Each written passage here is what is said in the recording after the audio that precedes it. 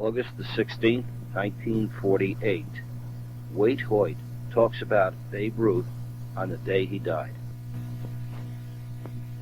Fans, I think all of us, rather anticipated the death of the big Bambino. It's been coming on for a long, long while. About a year ago, I think it was August the 3rd, if I'm not mistaken, Babe was here in Cincinnati for that American Legion game that they played out here at Cincinnati last year. And I had the pleasure of spending a day with the Babe. And at that time, he looked particularly sick and ailing, which he was, of course. And I didn't expect him really to live until Christmas. But Ruth has tremendous stamina, and did have tremendous stamina. And he just fought off the disease for practically a solid year. I don't think it may have been that an ordinary human being would have lived a year under the same conditions, but I doubt it. Now, Ruth was always like that, a fellow of tremendous capacity for tremendous things. And he filled the capacities to the limit. A lot of people might think that, I hope that you don't misunderstand me whatsoever in talking about Ruth. I am very saddened by the big fellow's death. I naturally have sat here all night broadcasting to you with my mind half on Ruth and my mind half on the ball game. And it leaves not a void in my life. I won't say that because I don't get to see the Babe much anymore. And so naturally it wouldn't be as if your best friend died, but after you play with a fellow for a great many years and the fellow has been a very vital factor in anything that you might have undertaken in your life, why, naturally you become very close to a fellow like that. Ruth was very close to all the ball players who ever played with him on the New York Yankees, and all of us, well, he was the baseball player's hero. He was my hero. He was the fellow who, in past years, right after the Black Sox scandal, rebuilt baseball when the customers frowned upon it. Then later on, he came into his own as a famous home run hitter. Naturally, he was in the early 20s, he was a famous home run hitter. But he got, as I always am pleased to say, he was the fellow most responsible for the rise in baseball players' salaries. He created new standards of economics, new economic standards in baseball. He raised the salaries. He also brought more attention to baseball. He I believe, put baseball on a higher plane than it ever had been before the era of Ruth. I am not a moralist. I don't pretend that Ruth was a holier-than-thou sort of an individual because some of his escapades off the field would not bear telling on this radio. They wouldn't bear telling in some living rooms, I suppose. The Babe always reminded me of a fellow who, just took his fun where he found it, and it wasn't through premeditation as much as it was perhaps through ignorance, let's say, of moral standards. Let's put it that way. He did what he thought was just and right, and some of the things that he thought were just and right were not just exactly what other people would consider along the same lines. That is why tonight, although I feel Babe Ruth's death very keenly, it really made me nervous around the 8th inning when I knew I had to talk to you about Babe, and I started to perspire up here at the broadcasting table a little bit, and the back of my legs are a little bit weak, because I can't tell you in 15 minutes, fans. I can't tell you the number of things that I know, the full life story of the big guy, because so much happened in those years, those 10 years that I spent with him. Actually, more than 10 years. I was with him a year and a half on the Boston Red Sox, and so much happened in that time that all those things came back in a rush to me all at one time, and I was not entirely capable of comprehending the fact that the big fellow is dead. The implications there are tremendous, and I know the flood of publicity will come out now as life story, and I read an article not long ago. I read a piece in the paper here in one of the Cincinnati papers written by one of the syndicated story that had more discrepancies in it than I have ever seen in one story regarding Ruth. It was evidently a piece dashed off in a hurry to beat the gun by somebody that wanted to get something in about Ruth. It wasn't a local writer at all. It wasn't Nick Denton, if you're thinking of that. Nick Stenton, I thought, wrote a beautiful piece about Babe the other night in the Time-Star. Now, I know that's an opposition paper to the Cincinnati Post here, whom this station in Cincinnati represents and whom I work for most directly.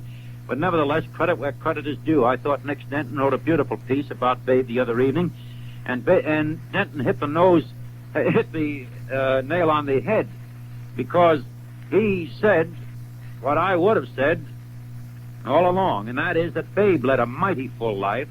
Babe died this evening, yes, but I think as we would talk, if I met you on a street corner, or if you'll be a little intimate with me, and not feel that you are hearing a prepared, paid-for show, because this is not. I am telling you my private, personal thoughts. I am talking to you just as if, wherever you are, I was standing next to you, or sitting next to you, or sitting across the room, talking to you about Babe Ruth. And I would like you, as an understanding and broad-minded person, to know that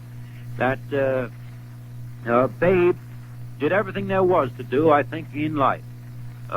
He was not cheated. He led a mighty full life. There wasn't anything that I think that, anything that you would want, or anything that he would want that wasn't fulfilled. And so the fellow died not wanting.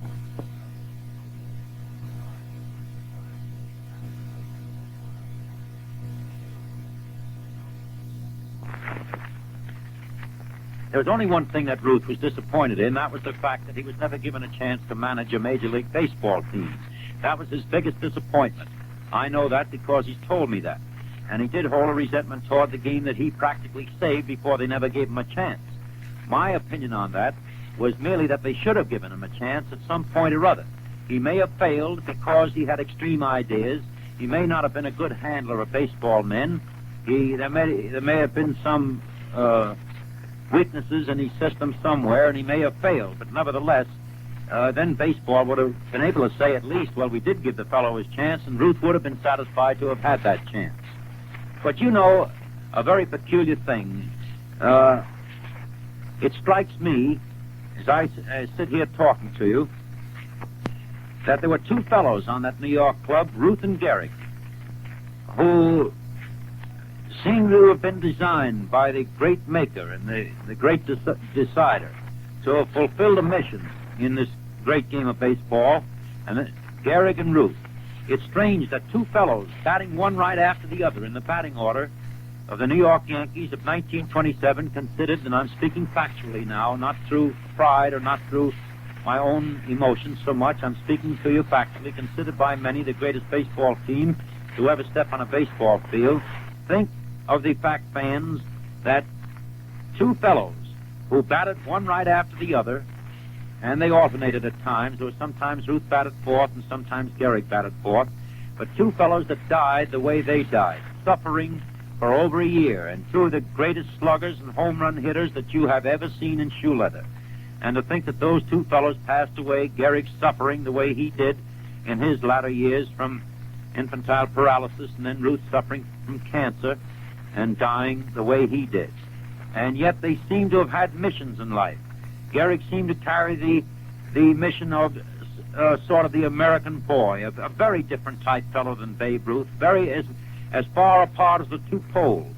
Gehrig was the type of a fellow who was more domesticated, thoroughly a fellow attached to his parents and his mother, and a fellow who lived a very quiet and conservative life.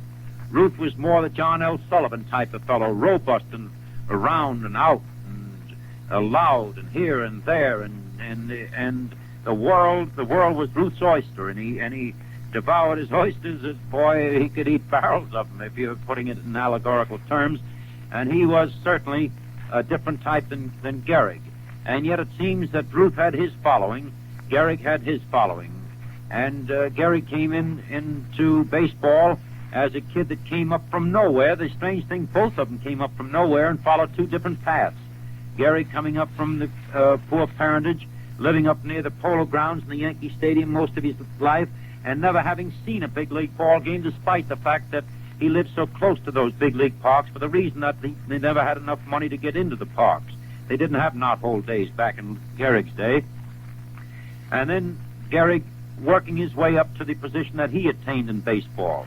And then you think of Ruth coming out of St. Mary's Industrial School in Baltimore, which was more or less a school for wayward boys. Not that Ruth was wayward so much as that his parents were unable to take care of Babe, and Babe was allowed to shift for himself when he was just a youngster, and consequently the Baltimore authorities, to prevent Babe from becoming a charge of the city, placed him in St. Mary's Industrial School, and then on up through his life with Jack Dunn, and on up with the Baltimore Orioles to the Boston Red Sox, then over to the Yankees, in the years he played with the Yankees.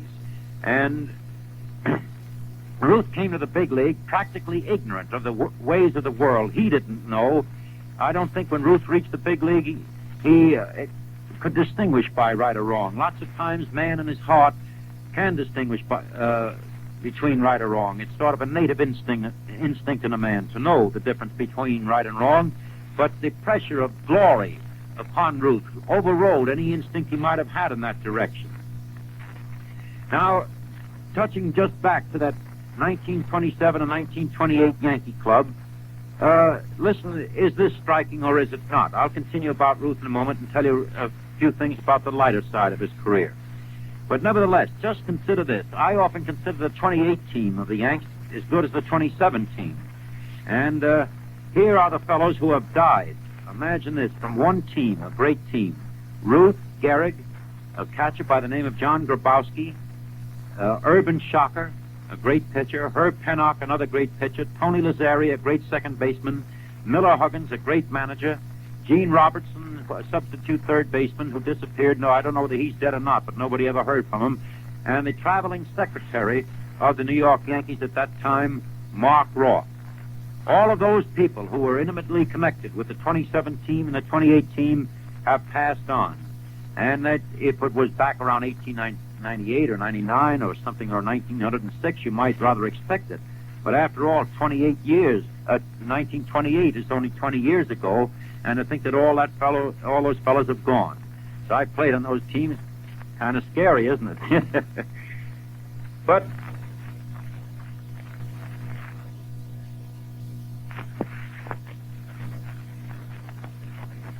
I first saw Babe Ruth when I joined the Boston Red Sox. That was back in 1919. Ruth, you know, in my estimation, was the one player in the history of baseball who could be admitted to the Hall of Fame on two counts.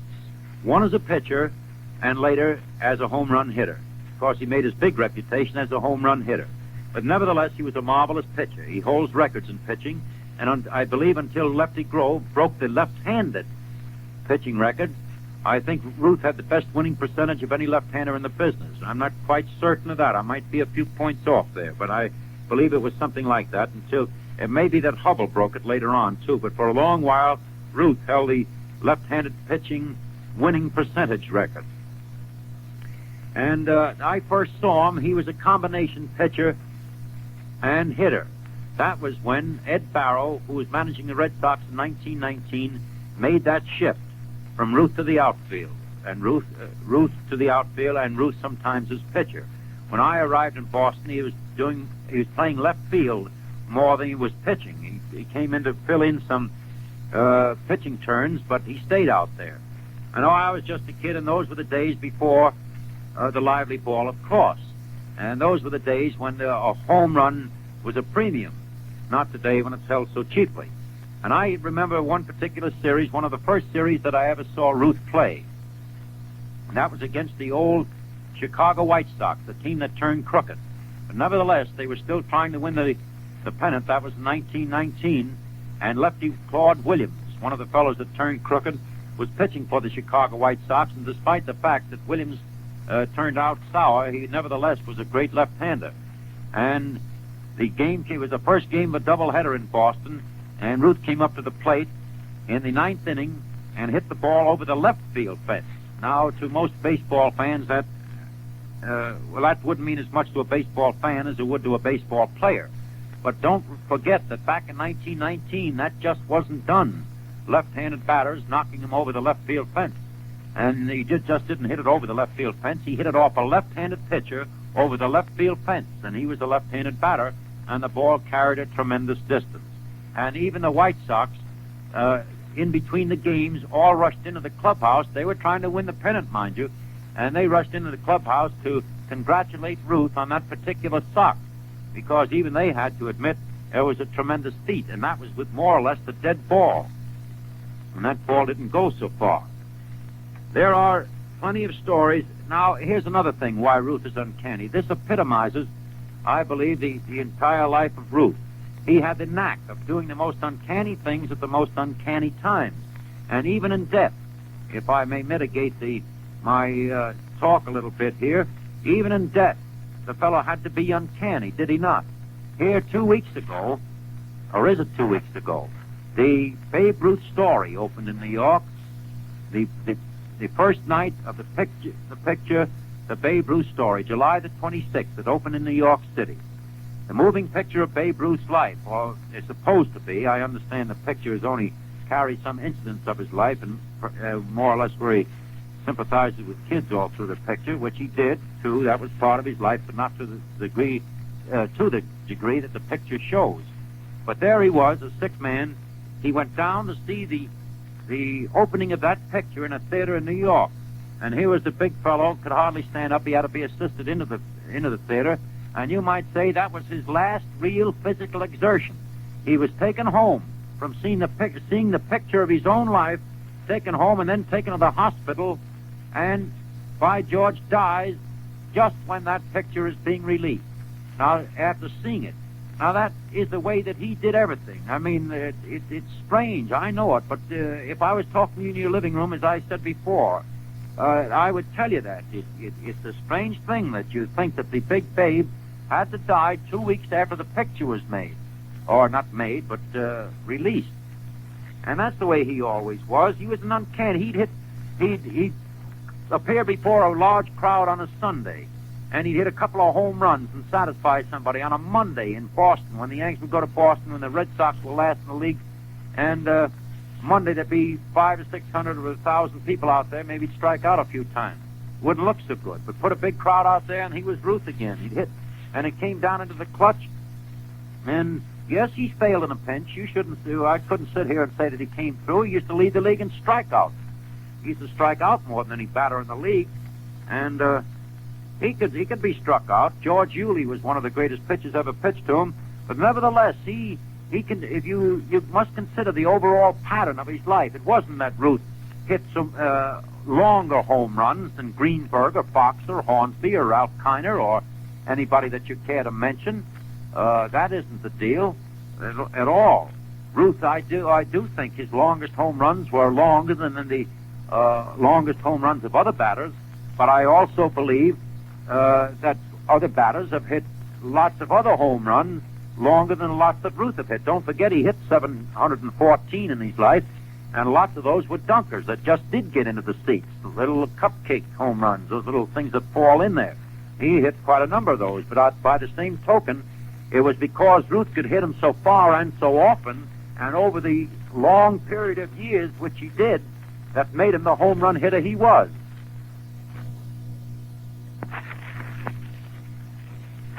And the stories about Ruth are simply wonderful. Like, for instance, back in 1928, I believe it was, the spring of 28, when he was holding out for more dough, and he held out for that $85,000 contract. Well, it so happened around that time, as I believe, there were some strikes, union strikes, or there was some unemployment somewhere, and Ruth was never the kind of a fellow that was conscious of anything that was taking place outside of his own realm. He didn't know much about politics, neither did he care. And he was down south this year, and you could see he was dying to play, but he wouldn't play because he was afraid that he might hurt a leg or something, and if he hurt a leg, not under contract, but then the club wasn't compelled to pay any expenses for the big guy. So while he was holding out, he wouldn't play. Well, finally, he met a fellow named Bill Slocum, who was a newspaper writer, New Yorker sports writer, and they were going out the side door of the Princess Martha Hotel in St. Petersburg, and Ruth and Slocum used to write articles under Ruth's name for a while, and Ruth said, "Hey, come here, Bill." He says, "What do you think I better do about this contract? They're offering me $80,000, and he says, I want $85,000. By George, Rupert's not going to get away with that." And Slocum didn't know what to say. That was putting Slocum on the spot. He didn't want to cast a deciding word in the contract of Ruth, so more or less kidding, he said to Ruth, well, you know, babe, he said, a lot of people unemployed around the country. He says, you know, a lot of people up there in New York are just begging for jobs. There's bread lines a lot of places. He said, why, George, $80,000, quite a bunch of dough. Ruth says, by George, I never thought of that. And he went upstairs, he called Rupert, went upstairs and signed his contract. But, well, I see we're a little late with station identification, and I'll just tell you that this is station WCPO, Cincinnati, Ohio. Cincinnati's exclusive paid news and baseball station. Is that right? Now, a lot of people also believe that Ruth was just a hitter. That was not so. Ruth was a pretty good man on bases. He could run the bases, but naturally he didn't have to run the bases when he had pretty good hitters coming up behind him, because those fellows coming up behind him were the types of fellows that would hit the ball into the stands. So Ruth never did steal many bases, but when he wanted to, he was an excellent base runner. Well, he wanted to know, did Ruth have any hobbies? Well, yes, Ruth had, well, golf was his hobby, naturally. And surprisingly, for the big guy, he kept all his clippings. Now, in his home up there in Riverside Drive in New York, he has a little study fixed up, or a club room, and he has the prized pictures of his hanging on the walls and these immense scrapbooks that he has saved all through his baseball career. And if you want to see something, you should see the letters from dignitaries and celebrities that he has, and pictures of these people hanging on that wall of his up there. And he was very much at home in his own way.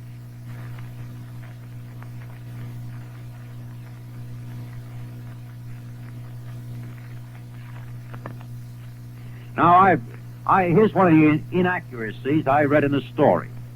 That Ruth was a great man about town, great gadabout, fellow went out a great deal, and was always here, there, and the other place.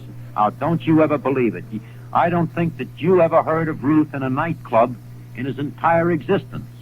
Ruth used to partake once in a while of the flowing bowl. That's undeniable. That's plenty true. But on the road, for instance, when he had opportunities to go to nightclubs, he never went to a nightclub. Ruth stayed in his own suite of rooms in the hotel. A funny, very funny story, I think, about that. It's not so funny as it is odd. That, of course, the babe wasn't without ego. He always considered he was Ruth, and that was that. And he tried to act the part a great deal. Don't ever forget that Babe Ruth is one of the best-dressed men in the country. Yes, sir, boy, he was one of the best-dressed men in the country, and he knew how to dress, too. All except that cap he used to wear around, but he never would shed that. But if you ever saw Ruth in a straw hat, you'd never want to see him in the straw hat a second time. The cap was much more becoming. But nevertheless, he didn't go out on the road, and the Yankees, to satisfy the big guy, used to get him a suite of rooms, and that was for two purposes. That was because they always knew where he was.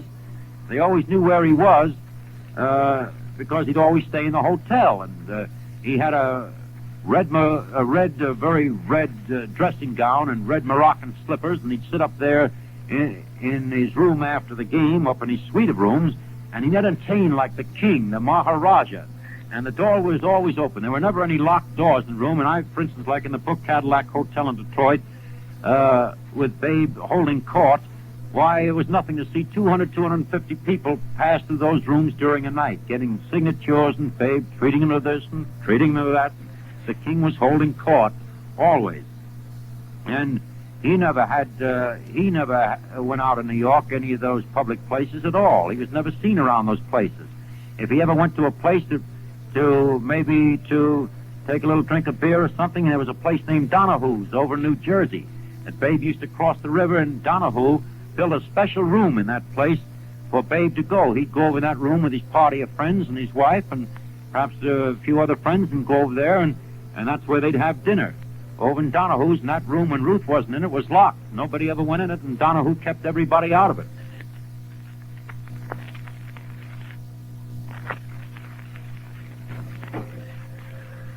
Well, we just get on to these things about the Babe. But, old Babe was really, I could tell you many funny story about the Babe. He used to get mixed up in language quite a lot. I never forget the time that down in he had a big, I don't know whether it was a Cadillac or a Packard, I forget what kind of a car it was, but nevertheless, he pulled into a gas station down in Miami or Miami Beach, or it was someplace in Florida.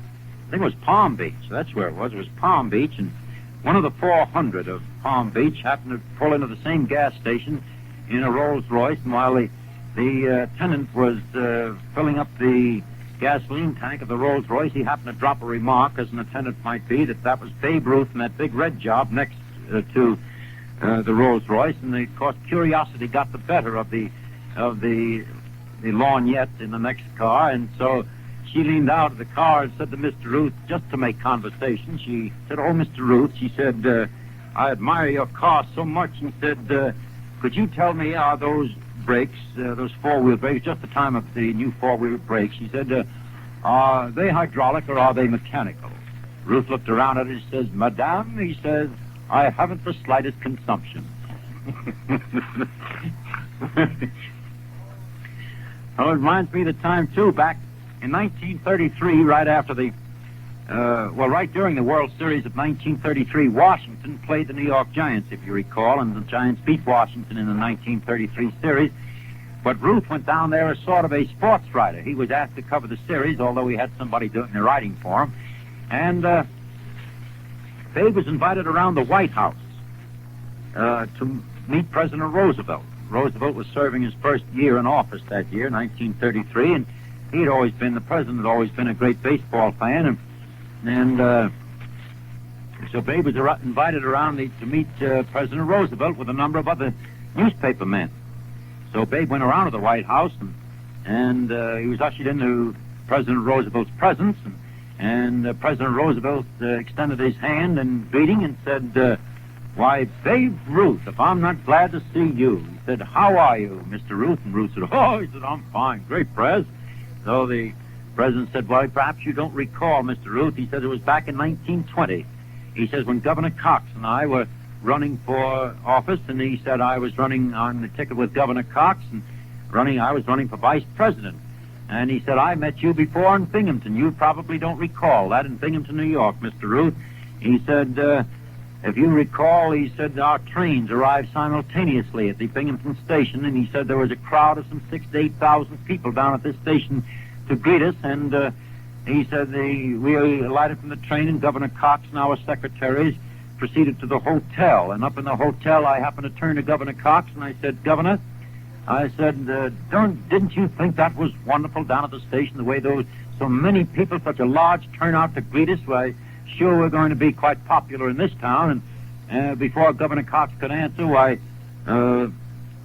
Governor Cox's secretary turned around to Roosevelt and said, "Why, Mr. Roosevelt," he said, "I hate to tell you this," he said, "but he said, that crowd wasn't actually down there to meet you and Governor Cox. Babe Ruth is playing an exhibition game in town today. They were actually down there to see Babe Ruth." And then the President Roosevelt turned around to Babe and said, "Oh, Babe," he said, "can you imagine a thing like that?" Babe, what do you think his answer was? Turned to Roosevelt and said, "Ha, ha, yeah, Pres," he says, "that happens all the time." Oh, he's had many a session with presidents and queens and different things, and I mean legitimate queens. And but it's too bad to see the big fellow gone. Now there was a misunderstanding too. The fellow was entirely uncanny in his predictions. You take back in 1926, the Yankees had finished bad seventh in 1925, and they weren't in. Well, Westbrook Pegler, riding down, and he was a sports writer in those days, he came down to visit the Yankee camp in the spring of 26 and said the Yankees were just a mob of individuals and they would be lucky to finish seventh in the American League that year. Well, we started up with the Brooklyn Dodgers. We were going to play the Brooklyn Dodgers on the way north that year, and we beat them about 5 straight ball games, and we arrived in Montgomery, Alabama, and Dazzy Vance pitched against Herb Pennock, I believe it was, and Herb Pennock beat Dazzy Vance 3-2. So after the ball game, that was the 6th straight loss we'd handed Brooklyn. After the ball game, going back to the hotel, Joe Dugan, Babe Ruth, myself, and Pennock were riding in a taxi cab, and Ruth was kind of guffawing around about the whole thing. He says, "Hey," he says, He says, by George, he says, if we can beat this club, meaning the Brooklyn Club, the remainder of the games of this exhibition schedule, we'll win the pennant. Yeah, I understand, and I just wonder what was passing through the big boy's mind. I mean, he was always uncanny in his predictions, just like pointing to center field up there in Chicago and hitting the ball off route into the center field bleachers. And he was that way. And I just thought that I was sitting here while I was broadcasting tonight, and I was thinking to myself, could it have been possible that Babe knew that he just had one more day to live? And I wonder what his thoughts were, down through the years, down through the ages. And if he remembered and all these things that happened to him in the past came back to life. Thinking way back in Jacksonville in 1920, when he hit that ball across the racetrack in 1920, and they went out there and measured it, and they measured some 500 and some odd feet. The time that he hit the fire barrel up in the top of the right field section of the grandstand right field bleachers in the Yankee Stadium. That was in the last row of a very huge bleachers. It would have carried far, far over the right field bleachers here at Crosby Field. And the home run that he hit over the roof, that was in left field too, in the White Sox park.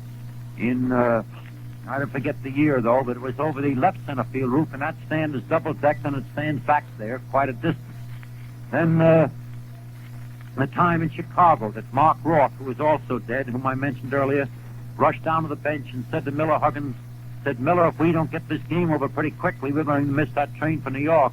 And this was around 6:30, 6:45 at night, and Babe was just picking up a bat, and he turned around to Mark Roth and he says, it was the 13th inning, he said, I'll get the ball game over for you, Mark. And he went up to the plate and hit the ball into the right field seat on the first pitch and put us ahead, and Pennock held him in the last of the 13th, and we won the ball game.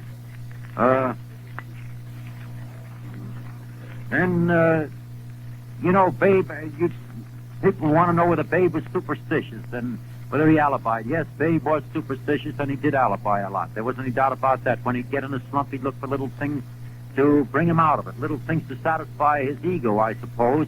He wouldn't, naturally, when he was in a slump, Babe had that type of ego. He wasn't a swell-headed guy. He just had that super ego as a hitter, and consequently, when he'd get in a slump, he wouldn't blame his own ability. He wanted to look around to blame it on the first thing that came within his attention, I guess. For instance, you never knew that Ruth was a great snuff taker. He used snuff to a great extent.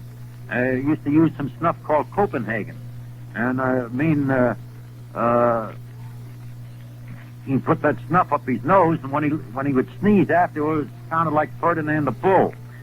But at any rate, he came in the clubhouse in the Yankee Stadium one time, and he said he had a pain in his stomach. Oh, he had a very bad pain in his stomach. So he went up to Doc Woods, our trainer. He was in a bad slump right at this time, and he wasn't hitting much. And he went up to Doc Woods, our trainer, and he said, Woody, he said, what have you got for pain in the stomach? So Woody said, well, I might give you a little bicarbonate of soda, Babe. He said, only Woody called it bicarb. I'll give you a little bicarb, Babe. And Babe said, what's that bicarb stuff? And Woody said, why, Babe, he said, that's just a little powder I mixed up in water. And he said, it'll relieve the congestion in your stomach. You'll feel a little better. And Babe said, all right, fix me up a jug of that stuff. So Babe down a mug of bicarbonate of soda, and I guess it had the desired effect because he felt better immediately, and he went out and he hit a home run. Well, ever after that, he insisted on a drink of bicarbonate of soda before every ball game because he considered it I guess he considered it lucky.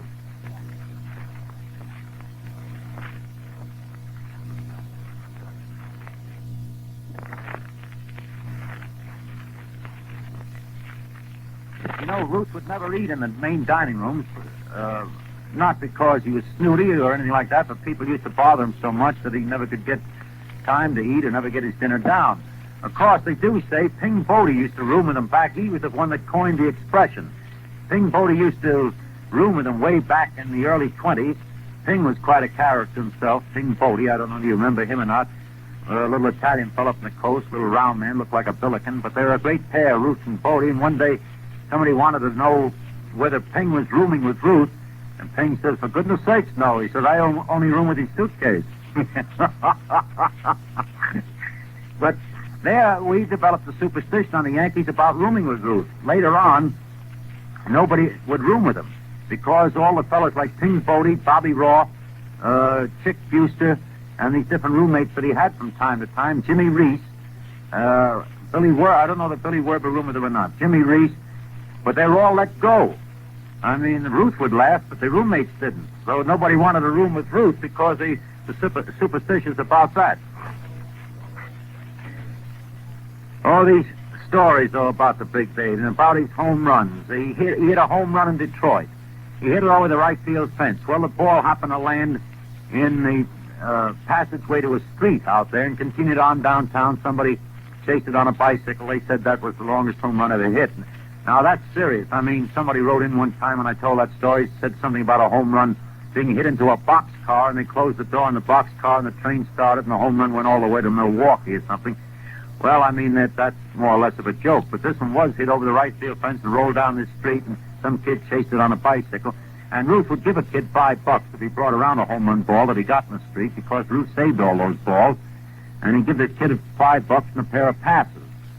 And somebody one time wanted to know about the home runs hit out here at Causey Field in around 1921 when the Yankees team hit to Causey Field to play an exhibition game. I understand that the home plate in those days was some perhaps 40 feet behind where it is at the present time, and Ruth hit the ball over the center field wall, which was in those days was quite a feat. Now, I don't know that to be true. Somebody said you were with the Yankees at the time, so why would you know that? Well, I tell you this, people are under a little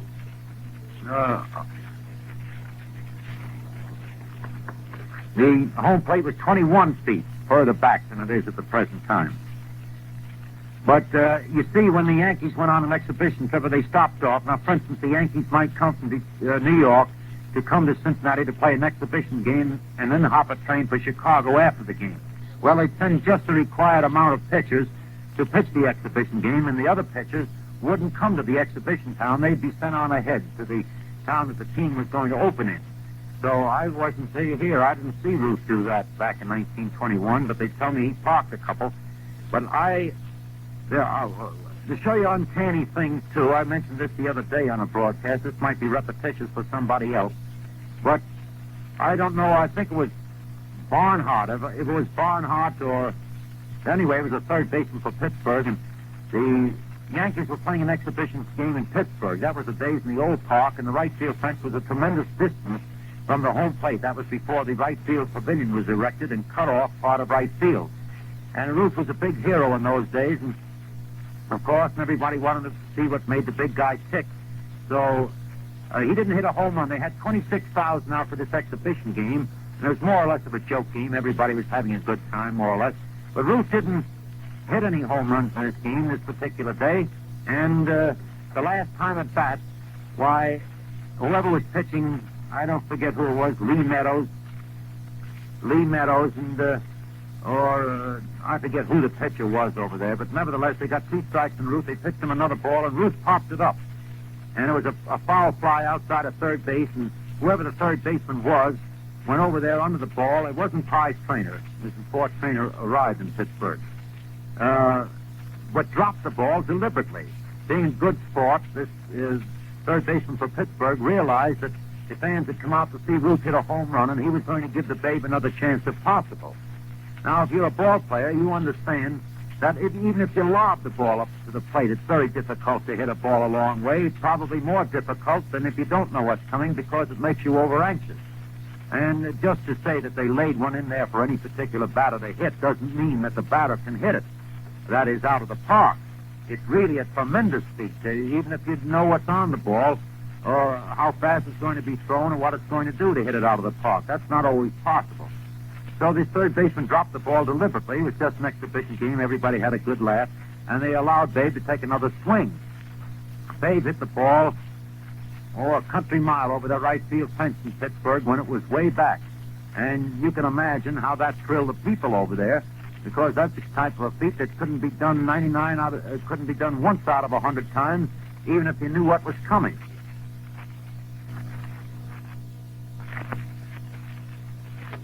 Well, and somebody else suggested that I talk about my trip to Japan with the Babe. I didn't go on to Japan with Babe. Babe went some 10 years later. He went around 1922. That was Gehrig and and Babe and Simmons and that bunch went over there with Babe. I didn't go on that trip. I went back in 1922.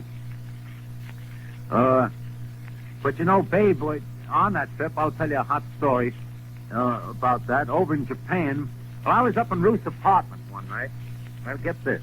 I was up in Ruth's apartment one night, and Ruth was telling me about the trip to Japan and China, and he was telling me about his time down in his travels down in the Philippine Islands.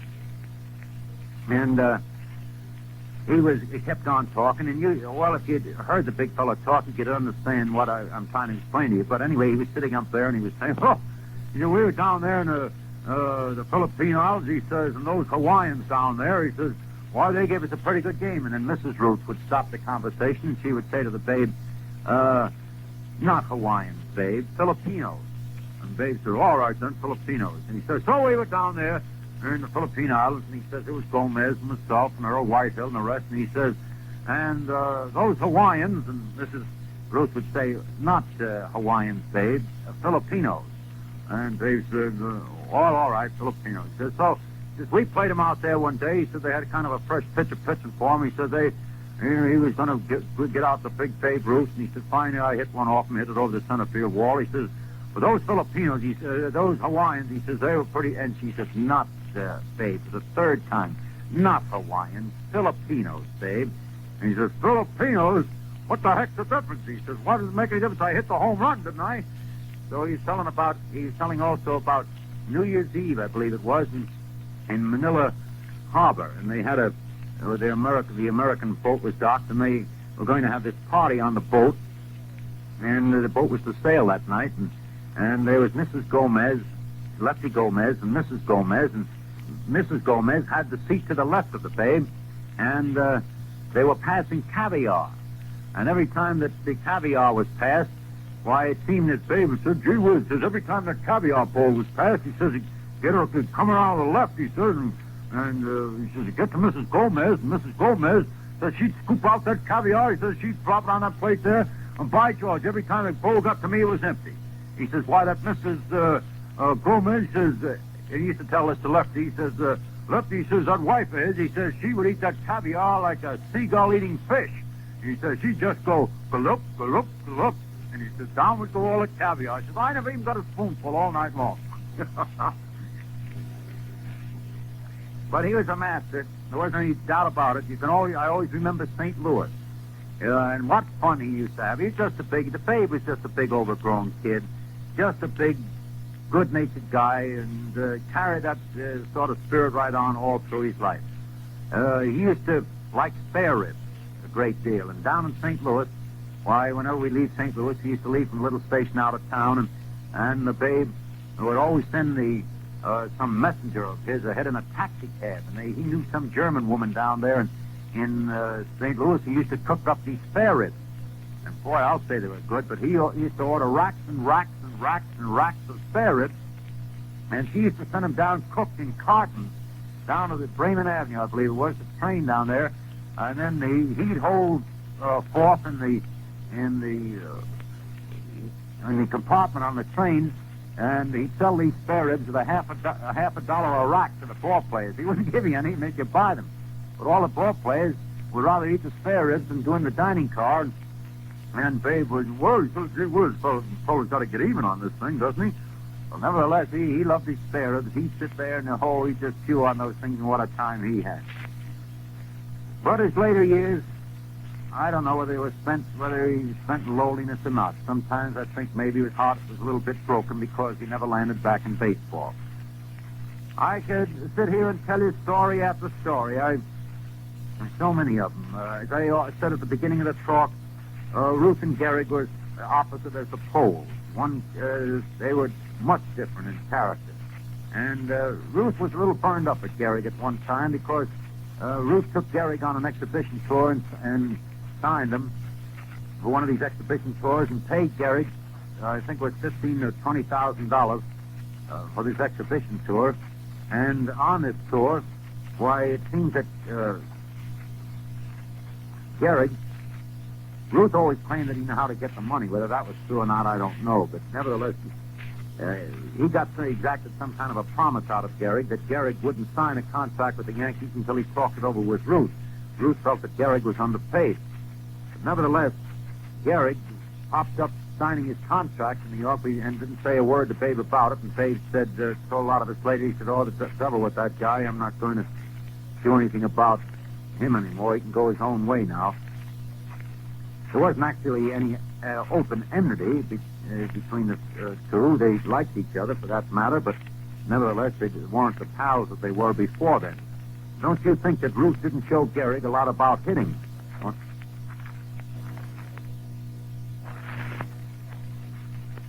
I must say this. One of the great things was watching Ruth's development, not alone as a ball player, but as a man and as a character.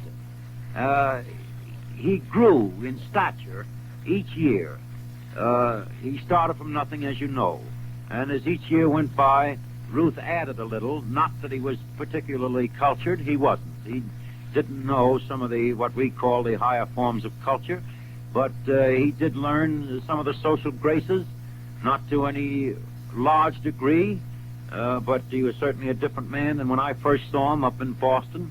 When I first saw him with the Red Sox, he, I guess, didn't weigh over 192 pounds, if he weighed that, and rather thin. Graces, not to any large degree, but he was certainly a different man than when I first saw him up in Boston. When I first saw him with the Red Sox, he, I guess, didn't weigh over 192 pounds, if he weighed that, and rather thin for Babe. Really, they always talk about his toothpick ankles. Actually, his ankles were bigger than my own. But he was so big in frame, over the rest of him, made his ankles look slim.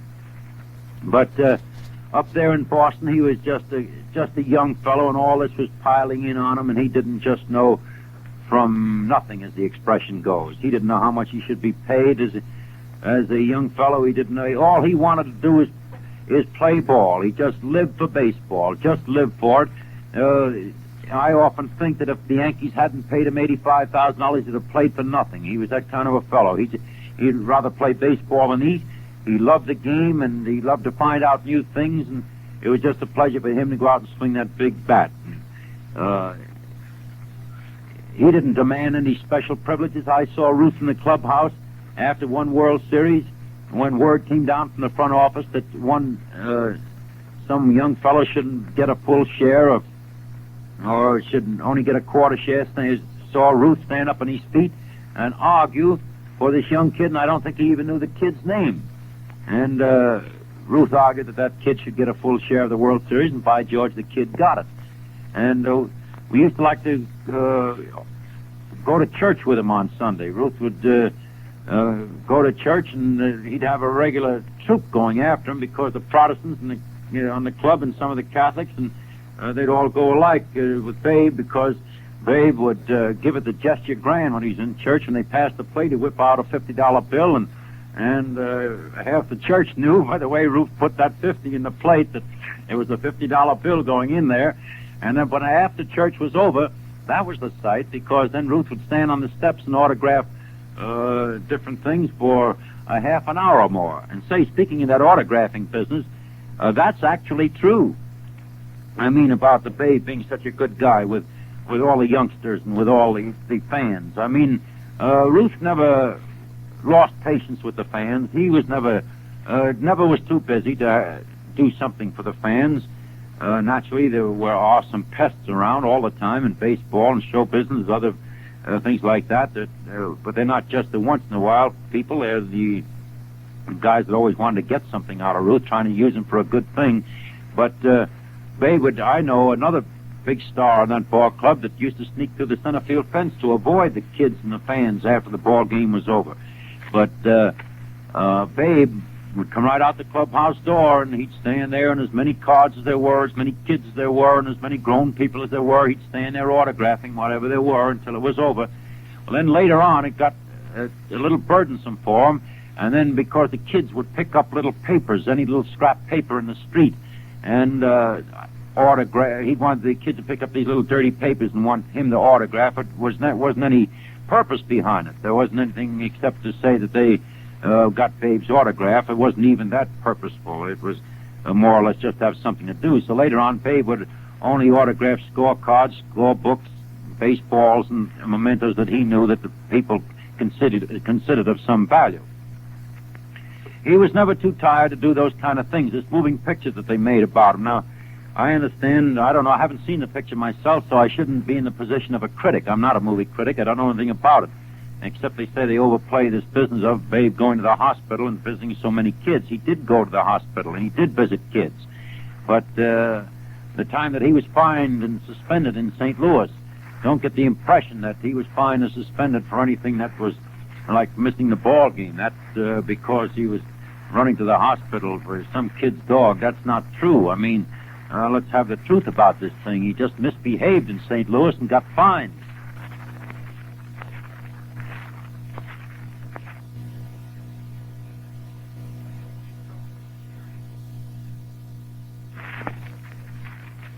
And that's all there was about it.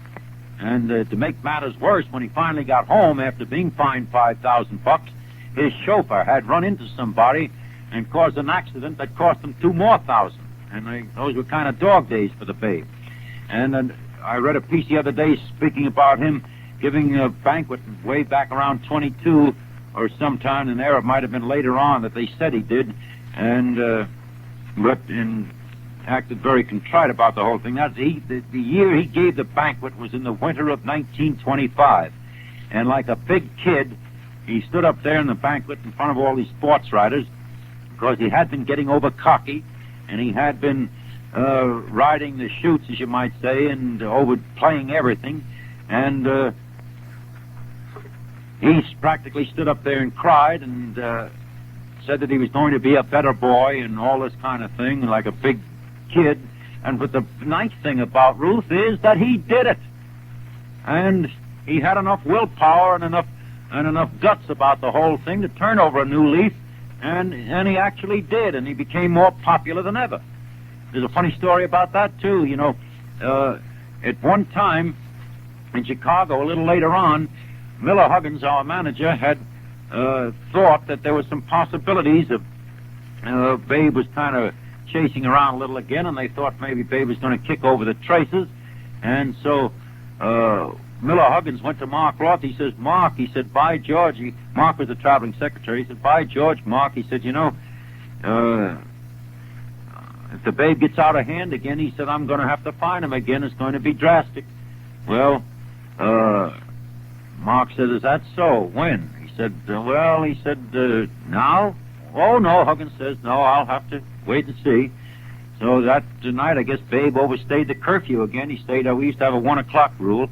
He stayed out after 1 o'clock, and next day out there at the clubhouse, Miller Huggins said to Mark Roth again, I guess today's the day I got to sock it to the big guy again.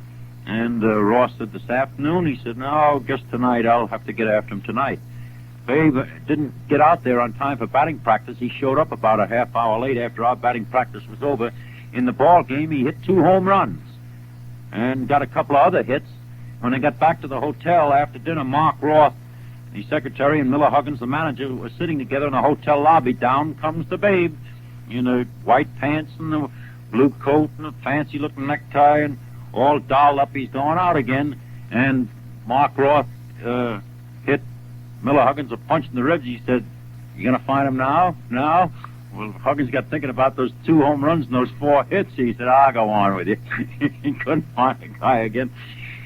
Well, he was a great man. A great man. Fans, just this. It isn't the exploits. Don't think that I am sitting here, please, talking to you, marveling alone at the exploits, so that I'm building the Babe up or trying to build him up just for his exploits alone. That isn't quite it.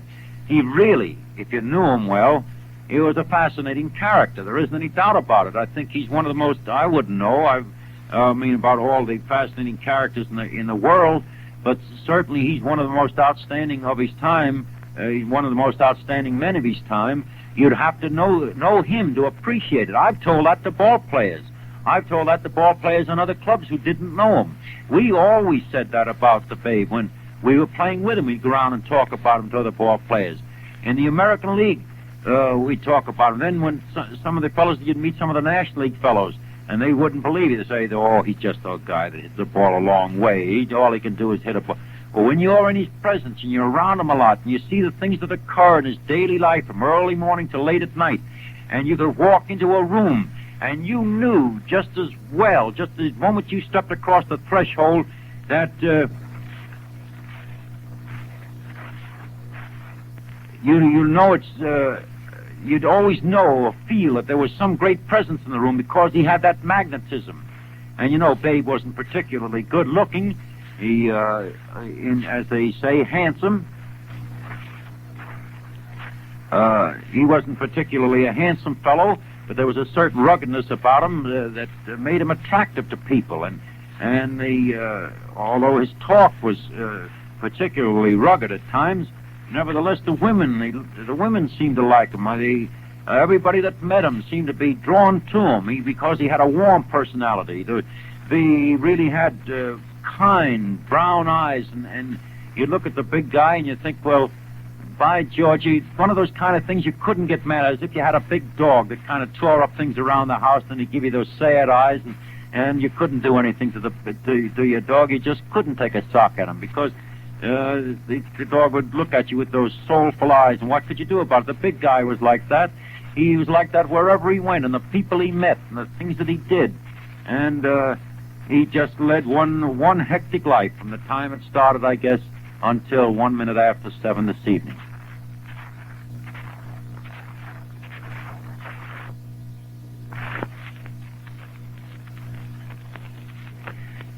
Oh, I'd like to say so much. I can't go overboard too much, and I've talked to you now for 50 minutes, I believe, almost 50 minutes. It just pains me that the big guy is gone. Kind of a...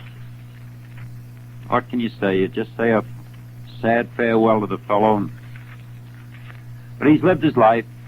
He entertained a lot of people in his life, brought happiness to a lot of people, and I guess he was happy himself. Let's put it that way. He led a happy life, got to a point far beyond anything he ever dreamed of, I guess, as a kid.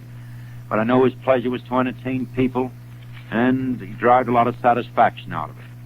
There are many, many stories. The stories are inexhaustible that you can tell about Ruth. I'm sure I could sit here but you see, I don't like to leave dead spots in the air. I'd have to think back and rack my memory, and that wouldn't please you, I suppose. But I've talked a good deal now about him, and I've been on the air since 7:30 tonight. So, fans, you'll hear more about it. You'll read a lot about it. But just understand this, no matter what you read or hear, there was never one like Babe Ruth. There will never be one again. Ever. Ever. There might be fellows that'll break his home run record, but they won't have the other side of him. There might be fellows that'll have the other side of him that won't break his home run record. And I say that I never saw him make a mistake on the ball field. You might think that's exaggerated. I never did, and I played 10 years with him and 5 years against him. Played in 6 World Series with him, and I've seen him do a lot of things. And you'll never understand just how remarkable that fellow was. There'll never be another Babe Ruth, not while I live. I don't think while you live. Well, I hope it wasn't too tough for him when he went out this evening. Finally got him, didn't they? Pretty tough guy to get out, but they finally got him.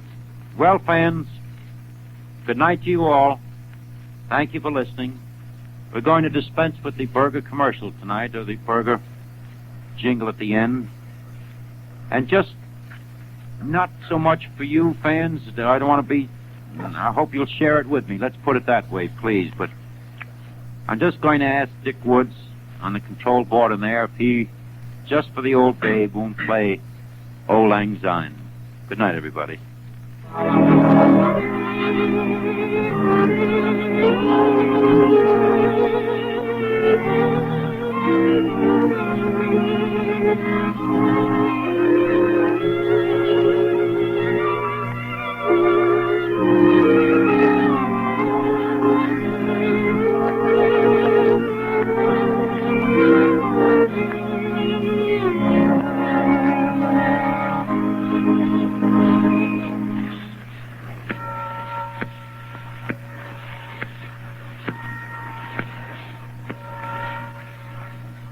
Ladies and gentlemen, you've heard a great ball player, Waite Hoyt, pay tribute to the greatest of them all, Babe Ruth.